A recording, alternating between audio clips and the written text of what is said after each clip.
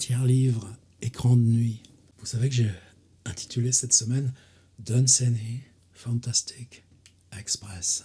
On est dans les 51 histoires, 51 Tales, publiées en 1915 par Edward Plunkett. Edward Morton Plunkett, 18e baron Dunsany, que nous on appelle Lord Dunsany. Dans ces 51 histoires, chaque soir, on en pioche une. Celle que je voulais lire ce soir s'appelle The Raft Builders, les constructeurs de radeaux. Tous ceux de nous qui écrivent me font penser à ces marins bâtissant hâtivement un radeau sur un bateau qui sombre. Quand nous cassons sous le poids d'années trop lourdes, et nous enfonçons pour l'éternité avec tout ce qui est nôtre. Nos pensées comme des trois radeaux perdus flottent un instant sur la mer de l'oubli. Ils ne pourront pas sauver grand-chose sur ces marées-là. Notre nom, une phrase ou deux, et quoi d'autre.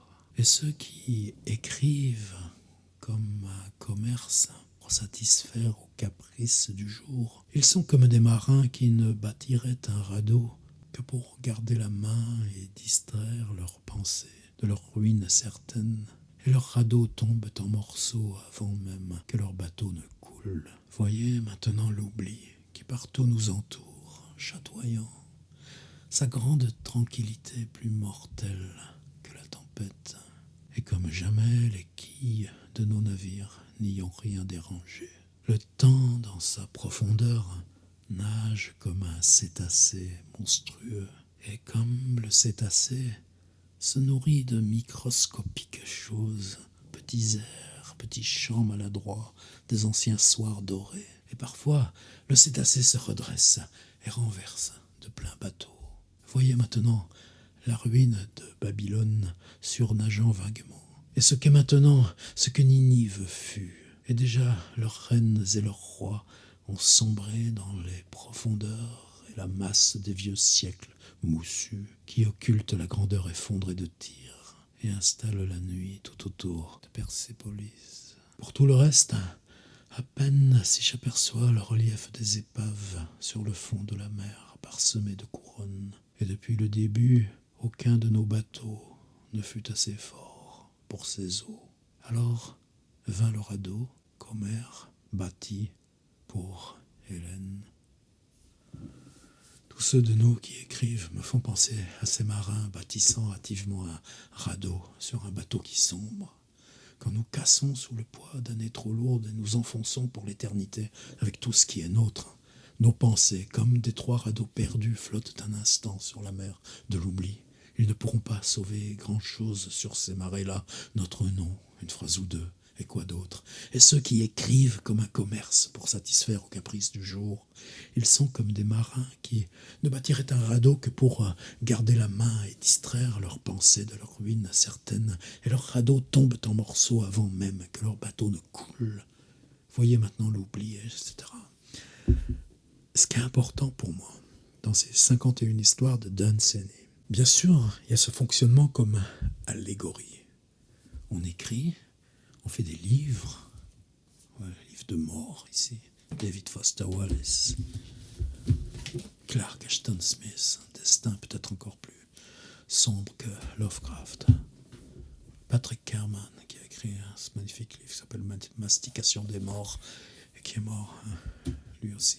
Et la différence par rapport à H.P. Lovecraft, c'est que chez Lovecraft, c'est le livre lui-même, le Necronomicon, la bibliothèque de l'université miskatonique avec sa pièce réservée pour les livres maudits, occultes, qui tient le rôle comme ça. On lit un livre, ce livre c'est dangereux, il y a ça même dans le Commonplace Book, un livre interdit de le lire, et puis si vous le lisez, on vous retrouve mort, ou bien c'est par le livre qui vous arrive à ces trucs-là.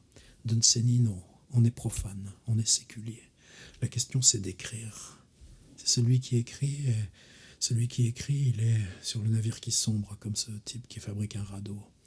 Dans Lovecraft aussi, discussion là, dans ses lettres à Clark Ashton Smith, il dit on peut aller vers la facilité, mais celui qui accepte d'y aller qu'ils sachent qu'il n'est jamais possible d'en revenir. Dunsany, ceux qui écrivent comme un commerce pour satisfaire aux caprices du jour, ceux-là, le radeau se détruit avant même que le bateau coule. Mais en même temps, c'est ce truc à la fin. Homère, l'Iliade, va jouer un rôle. On va la retrouver dans une autre histoire. Je pense que celle-là, forcément aussi, on va la lire. Alors vint le radeau qu'Homère bâtit pour Hélène. C'est pas l'Iliade, c'est le fait que Homère ait écrit l'Iliade qui devient ce radeau. Donc, ce geste, on le tente en aveugle. On le tente, même si ça n'évite rien du naufrage. Mais en même temps, ce qui nous aide à bâtir, à construire, c'est précisément que dans le sein même de ces gestes désespérés, cette situation permanente et désespérée du naufrage, il y a des radeaux qui sont venus jusqu'à nous, il y a des radeaux qu'on emprunte justement pour tenir, pour fabriquer le nôtre, et puis c'est ça encore, écrire, continuer d'écrire.